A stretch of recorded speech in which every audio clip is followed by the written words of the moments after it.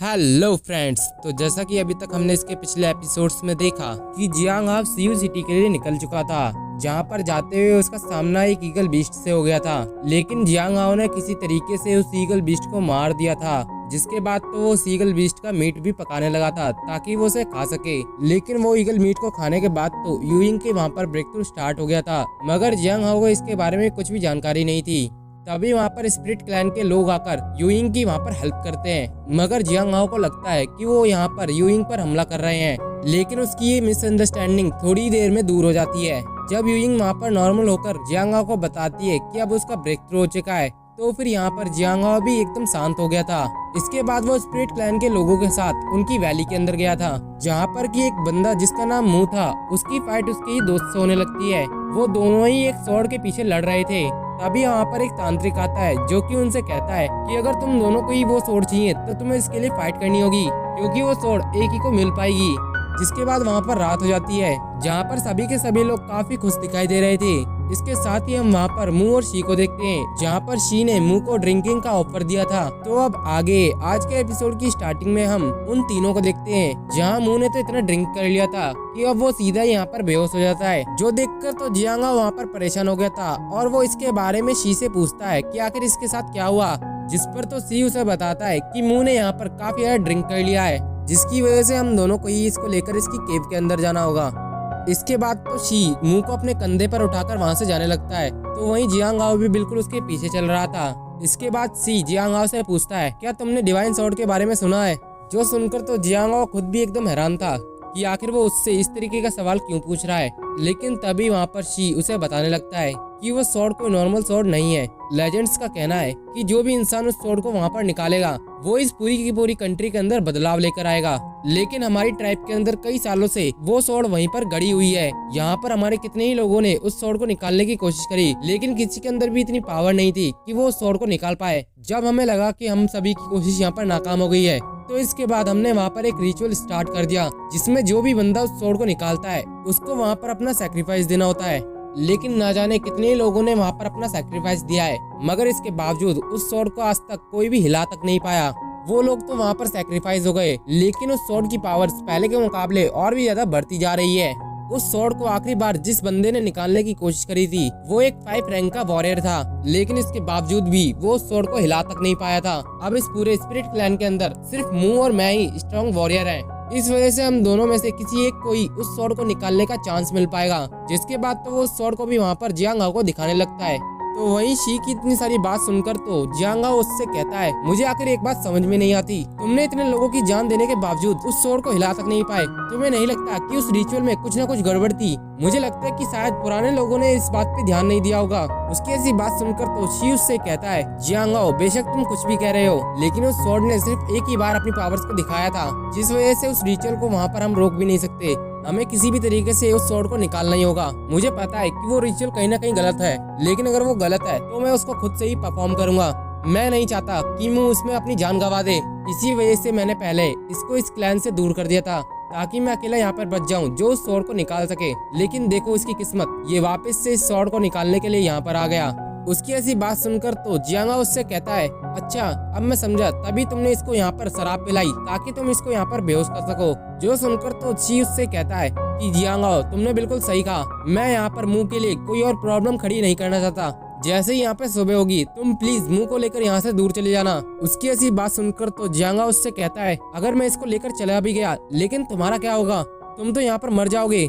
मुझे पता है कि यहाँ पर बहुत से ऐसे लोग हैं जो कि इस बात को जानते हैं कि तुम्हारी भी यहाँ पर जान को खतरा है, इसलिए मैं चाहता हूँ कि तुम भी मुंह और मेरे साथ यहाँ से भाग चलो। उसकी ऐसी बात पर तो शी उससे कहता है कि तुम्हारा विचार तो काफी अच्छा है, लेकिन अगर मुंह जिंदा रहेगा तो मुझे भी यहाँ पर संतुष्टि होगी। मैं इस रिचुअल को आधे अधूरे में छोड़ के नहीं जा सकता। उसके इतना कहते ही वहाँ पर यूइंग की आवाज आती है, जो कि जियांग हाव से कहती है कि आखिर तुम कहाँ हो? जिस पर तो जियांग हाव उससे कहता है कि यूइंग मैं यहाँ पर हूँ। तो वहीं इसी मौके का फायदा उठाकर शी वहाँ से जाने लगता है और उससे कहता है कि लगता है तुम्हारी दोस्त तुम्हें बुला रही है। उसे वहाँ से जाता हुआ देखकर तो जियांग हाव अपने मन में सोचता है कि मैं किसी को भी यहाँ पर ऐसे ही मरने नहीं दूंगा। इसके बाद वहाँ पर सुबह हो जाती है, जहाँ हम स्पिरिट वैली के तांत्रिक को देखते हैं, जो कि उस स्वॉर्ड को देखते हुए कह रहा था कि आज यहाँ पर तुम्हारे लिए एक और बलि तैयार हो गई है। उस बलि के बाद तुम एक यूजलेस स्वॉर्ड बन जाओगी। जिसके बाद तो उसने वहाँ पर स्पिरिट क्लैन के लोगों को आवाज लगाना स्टार्ट कर दिया था, जो सुनकर सभी के सभी लोग अपनी अपनी केव से बाहर आ जाते हैं। इसके बाद हम शी को देखते हैं जो कि उस स्वॉर्ड की तरफ बढ़ने लगता है। तो वहीं कुछ लोग वहाँ पर उस सैक्रिफाइस के लिए वहाँ पर कुछ ड्रम्स को बजाने लगते हैं। जिसके बाद तो शी उस स्वॉर्ड के बिल्कुल पास पहुँच जाता है, जो देखकर तो वो तांत्रिक वहाँ पर कहता है कि अब ये रिचुअल यहाँ पर स्टार्ट होता है। जिसके बाद तो वहाँ पर सभी के सभी लोग मुंह और शी का नाम पुकारने लगते हैं। वहीं ये सब कुछ देखकर तो शी उनसे कहता है कि मुंह यहाँ से जा चुका है, इसलिए मैं अकेला यहाँ पर बचा हूँ जो इस स्वॉर्ड को निकालेगा। जो सुनकर तो ऊपर बैठे लोग एकदम उदास हो जाते हैं, क्योंकि उन्हें तो यहाँ पर मुंह और शी की फाइट देखने में ज्यादा मजा था। तो वहीं जैसे ही शी उस स्वॉर्ड को छूने की कोशिश करता है, तभी वहाँ पर मुंह आ जाता है, जो कि वहाँ पर कहता है कि मैं यहाँ पर वापस आ चुका हूँ। आखिर तुमने ये कैसे सोच लिया कि मैं बिना लड़े ही तुम्हें इस स्वॉर्ड को निकालने दूंगा। जो सुनकर तो वहाँ पर शी को काफी गुस्सा आता है और वो जियांग हाओ की तरफ देखने लगता है। तभी वहाँ पर स्पिरिट क्लैन का तांत्रिक कहता है कि अगर मुंह यहाँ पर आ चुका है तो इस ड्यूअल मैच को यहाँ पर स्टार्ट किया जाता है। जिसके बाद तो उन दोनों में ही क्लोज कॉम्बैट की फाइट स्टार्ट हो जाती है, जहाँ पर मुंह तो बिल्कुल भी अपनी पावर्स का यूज नहीं कर रहा था। जिस बात का अंदाजा तो वहाँ पर शी को भी हो जाता है और वो उससे कहता है आखिर तुम अपनी टोटम की पावर का यूज क्यों नहीं कर रहे हो? क्या तुम्हें लगता है कि उसके बिना तुम यहाँ पर जीत भी पाओगे? वहीं शी तो लगातार ही मुंह पर काफी जानलेवा अटैक कर रहा था, जिनसे बचने में मुंह को काफी ज्यादा दिक्कत आ रही थी। इसके बाद तो शी ने मुंह पर काफी खतरनाक अटैक कर दिया था। जिसके बाद हमें उन दोनों का पास्ट दिखाया जाता है, जहाँ पर शी ने मुंह को काफी आसानी से हरा दिया था। लेकिन शी इतना भी बुरा नहीं था, उसने वहाँ पर मुंह का साथ देने का डिसाइड कर लिया था। इसके बाद से ही उनकी वहाँ पर दोस्ती गहरी होती चली गई। तो वहीं शी को जीतता हुआ देखकर तो काफी सारे लोग वहाँ पर खुश हो जाते हैं। मगर बात की जाए मुंह की, तो वो तो इस चीज को देखकर काफी ज्यादा डर चुका था। वो वहाँ पर शी से कहता है कि तुम उस स्वॉर्ड को निकालने की कोशिश मत करो। लेकिन उस तांत्रिक को तो इस बात से कोई भी फर्क नहीं पड़ता। वो वहाँ पर कहता है कि उस स्वॉर्ड को जल्दी से निकालो। तभी वहाँ पर शी पर किसी ने अटैक कर दिया था, जो देखकर तो वहाँ पर स्पिरिट क्लैन के लोग काफी ज्यादा हैरान हो जाते हैं और कहते हैं कि ये तो एक आउटसाइडर है। तो दूसरी तरफ जियांग हाओ शी से कहता है कि लगता है तुम मुझे नहीं हरा पाओगे, मुझे तो तुम्हारी स्ट्रेंथ इतनी ज्यादा नहीं लग रही है। जो सुनकर तो शी को काफी गुस्सा आता है और वो उससे कहता है तुम मुझे यहाँ पर उकसाने की कोशिश कर रहे हो। इस पर तो जियांग हाओ उससे कहता है कि यहाँ पर बातें करना कम करो, बेहतर होगा कि तुम मुझसे यहाँ पर फाइट करके देख लो। जो सुनकर तो वहाँ पर शी ने अपनी स्पिरिट आई टोटम की पावर्स का यूज करना स्टार्ट कर दिया था। इसके बाद तो वो जियांग हाओ की तरफ बढ़ते हुए उससे कहता है कि तुम मेरे इस पंच को झेल नहीं पाओगे, इसलिए बेहतर है कि तुम यहाँ पर अपनी हार मान लो। जो सुनकर तो जियांग हाओ ने तुरंत ही अपने विंग्स को एक्टिवेट कर लिया था और उनकी मदद से वो उस अटैक को डॉज कर लेता है। वहीं ये सब कुछ देखकर तो उस तांत्रिक के साथ साथ वहाँ के लोग भी काफी हैरान हो जाते हैं और वो लोग वहाँ पर कहने लगते हैं कि क्या ये लड़का एक तांत्रिक है जो इस तरीके का टोटम का यहाँ पर यूज कर पा रहा है? क्या सी यहाँ पर इस बंदे को हरा भी पाएगा? तो वहीं दूसरी तरफ स्पिरिट क्लैन का तांत्रिक वहाँ पर कहता है कि ये लड़का कोई नॉर्मल वॉरियर नहीं है, इस लड़के के अंदर कुछ न कुछ खास बात जरूर है। इसके साथ ही वो तांत्रिक वहाँ पर कहता है कि कहीं ये लड़का फायर गॉड का डिसेंडेंट तो नहीं, या फिर ये भी हो सकता है कि ये लड़का गोल्डन ईगल क्लैन से हो। इसके बाद हम जियांग हाओ को देखते हैं, जो कि शी के हर एक हमले से बच रहा था। लेकिन सी भी काफी ग्रेट वॉरियर था, जिस वजह से उसने जियांग हाओ की अगली चाल को पहचान लिया था और उस पर सीधा ही अपना एक अटैक कर दिया था, जिससे जियांग हाओ को काफी इंटरनली डैमेज पहुंचता है और वो वहाँ पर कहता है कि सच में तुम इस टाइप के सबसे स्ट्रॉन्गेस्ट मैन हो। इसके बाद तो उसने वहाँ पर golden blood dragon Python transformation technique को एक्टिवेट कर लिया था, जिसके बाद वो उसके अंदर ट्रांसफॉर्म भी हो जाता है। इसके साथ ही वो सीधा ही शी पर अटैक करने लगता है, जो देखकर तो वहाँ पर स्पिरिट क्लैन के लोग भी काफी हैरान हो जाते हैं। साथ ही साथ वहाँ का तांत्रिक भी कहने लगता है कि आखिर इस लड़के के पास कितने सारे टोटम्स हैं।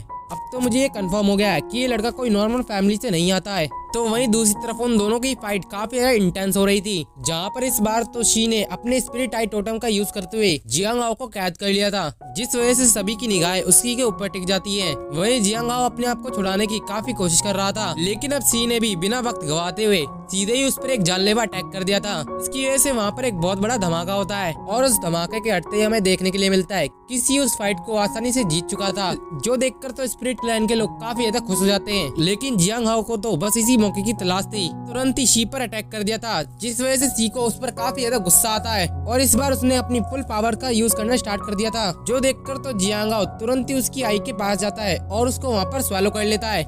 इसकी वजह से वहाँ पर शी को काफी ज्यादा इंटरनली डैमेज पहुँचता है। उसके मुंह से तो वहाँ पर ब्लड की वॉमिटिंग भी होने लगी थी। वहीं जियांग हाओ बिना वक्त गवाते हुए सीधा ही शी पर एक जानलेवा अटैक करने वाला था, लेकिन मुंह से ऐसा करने से रोक देता है, जिस वजह से तो जियांग हाओ तुरंत ही वहाँ पर रुक गया था। इसके बाद जियांग हाओ ने उसको एक लात मारकर सीधा ही मुंह के पास भेज दिया था। तो वहीं जियांग हाओ की जीत से यूइंग काफी ज्यादा खुश हो जाती है, मगर उस तांत्रिक को तो इस बात से कोई भी फर्क नहीं पड़ता। वो वहाँ पर जियांग हाओ से कहता है कि आउटसाइडर, तुम यहाँ पर इस मैच को जीत चुके हो, तो चलो अब इस स्वॉर्ड को निकाल के दिखाओ। जो सुनकर तो जियांग हाओ तुरंत ही उस स्वॉर्ड की तरफ बढ़ने लगता है। वहीं ये सब कुछ देखकर तो स्पिरिट क्लैन के लोग काफी परेशान हो जाते हैं और वो कहते हैं आखिर ये कैसे हो सकता है, एक आउटसाइडर भला हमारी डिवाइन स्वॉर्ड को कैसे निकाल सकता है। सभी लोग तो वहाँ पर जियांग हाओ से कहने लगते हैं कि तुम हमारी स्वॉर्ड को छू भी नहीं सकते, बेहतर होगा कि तुम अपने कदम यहाँ से पीछे हटा। जो सुनकर तो उस तांत्रिक को वहाँ पर काफी गुस्सा आता है और वो उन लोगों से कहता है कि तुम लोग शांत हो जाओ। उसके एक ही इशारे से सभी लोग वहाँ पर शांत हो जाते हैं। इसके बाद वो जियांग हाओ से कहता है कि तुम अपना काम जारी रखो। इसके बाद तो मुंह ने वहाँ पर जियांग हाओ को सपोर्ट करना स्टार्ट कर दिया था और उसके पीछे पीछे स्पिरिट क्लैन के सभी लोग जियांग हाओ को चेयर करने लगते हैं। यूइंग तो ये सब कुछ देखकर काफी परेशान हो जाती है और वो इशारे में ही जियांग हाओ से कहती है कि प्लीज तुम इस स्वॉर्ड को मत निकालना, लेकिन जियांग हाओ तो वहाँ पर कुछ भी नहीं सुनता। वो वहाँ पर उस स्वॉर्ड को निकालने की कोशिश करने लगता है, जिस वजह से सभी की निगाहें उस पर टिक जाती हैं। इसके बाद तो उसकी सन टोटम की पावर्स भी वहाँ पर एक्टिवेट हो जाती हैं, जो उसकी स्वॉर्ड को निकालने में हेल्प करने लगती हैं। इसकी वजह से वहाँ पर वो स्वॉर्ड भी धीरे धीरे करके निकलने लगती है, जो देखकर तो वो तांत्रिक के साथ साथ सभी लोग एक पल के लिए काफी हैरान हो जाते हैं। तो वहीं जियांग हाओ तो वहाँ पर रुकने का नाम नहीं लेता, वो और भी ज्यादा उस सन टोटम की पावर्स का यूज करने लगता है, जिसकी वजह से उसकी लाइफ स्पैन बड़ी तेजी से बढ़ने लगती है। लेकिन उसकी ये मेहनत फाइनली काम आ जाती है, उसने सक्सेसफुली उस स्वॉर्ड को बाहर निकाल लिया था। इसके बाद तो उसने हवा में उस स्वॉर्ड को उठा दिया था, जिस वजह से उस स्वॉर्ड के अंदर जितनी भी कर्स एनर्जी थी वो सीधा ही हवा में जाने लगती है। इसकी वजह से वहाँ का पूरा मौसम ही वहाँ पर चेंज हो जाता है। इसके बाद तो वहाँ पर जियांग हाओ को एक विजन आता है, जिसकी वजह से वो काफी ज्यादा डर जाता है। तो वहीं उस स्वॉर्ड को बाहर देखकर तो वो तांत्रिक वहाँ पर कहता है कि आखिर तुमने इस कर्स स्वॉर्ड को कैसे बाहर निकाल लिया। मैं नहीं चाहता कि इस पूरी कॉन्टिनेंट के अंदर कोई भी बदलाव पैदा हो। इसके साथ ही उसने वहाँ पर अपना स्पिरिचुअल ऑरा फैलाना स्टार्ट कर दिया था। जिसके बाद वो जियांग हाओ से कहता है कि तुम यहाँ पर एक डीमन हो। सभी स्पिरिट क्लैन के मेंबर्स मेरी बात ध्यान से सुनो, इस डीमन ने हमारी स्वॉर्ड को निकालकर काफी बड़ा गुनाह किया है, हम इसको इतनी आसानी से यहाँ से जिंदा नहीं जाने देंगे, सभी लोग मिलकर इसे मार डालो। जो सुनकर तो सभी लोग एकदम कहने लगते हैं कि हाँ, इस डीमन को तो यहाँ पर जिंदा रहने का कोई भी हक नहीं है। तो वहीं वो तांत्रिक वहाँ पर कहने लगता है कि न जाने ये डीमन कहाँ से आया होगा, जरूर इसको हमारी डिवाइन स्वॉर्ड के बारे में कहीं से जानकारी मिली होगी, लेकिन मैं इसके हाथों में ये स्वॉर्ड नहीं जाने दूंगा। हमारी पूरी ट्राइब ने इस स्वॉर्ड को निकालने के लिए न जाने कितने ही बंदे अपने यहाँ पर कुर्बान किए हैं, हम तुम्हें इतनी आसानी से तो इस स्वॉर्ड को नहीं ले जाने देंगे। आज हम यहाँ पर सभी मिलकर तुम्हें यहाँ पर खत्म कर डालेंगे। इसके बाद तो वहाँ पर स्पिरिट क्लैन के लोग काफी तेजी से जियांग हाओ को मारने की तरफ बढ़ जाते हैं, जो देखकर तो यूइंग भी तुरंत ही अपने फाइटिंग मोड के अंदर आ जाती है और वो वहाँ पर उन्हें मारते हुए कहती है कि तुम तो एक घटिया तांत्रिक निकले, तुमने तो पहले ही हमसे कहा था कि हम इस स्वॉर्ड को निकाल सकते हैं, लेकिन अब तुम यहाँ पर बेतुकी की बातें कर रहे हो, हम यहाँ पर कोई भी डीमन नहीं है। तो वहीं उसका साथ देने के लिए मुंह भी वहाँ पर उतर जाता है और वहाँ पर कहता है कि कोई भी मेरे ब्रदर को यहाँ पर टच नहीं कर सकता। इसके बाद तो शी भी उससे कहता है कि तांत्रिक, जरूर तुमसे यहाँ पर कोई ना कोई गलती हुई होगी। जो सुनकर तो वो तांत्रिक उससे कहता है तुम लोग अपने ही क्लैन से यहाँ पर गद्दारी कर रहे हो। तो वहीं दूसरी तरफ हम जियांग हाओ को देखते हैं, जो कि उस स्वॉर्ड के वाइड स्पेस के अंदर आ चुका था, जहाँ पर आने के बाद उस स्वॉर्ड ने तो जियांग हाओ पर अटैक कर दिया था। इसके बाद जियांग हाओ कहता है आखिर मुझे अपनी लाइफ यहाँ पर कम होती हुई क्यों दिखाई दे रही है।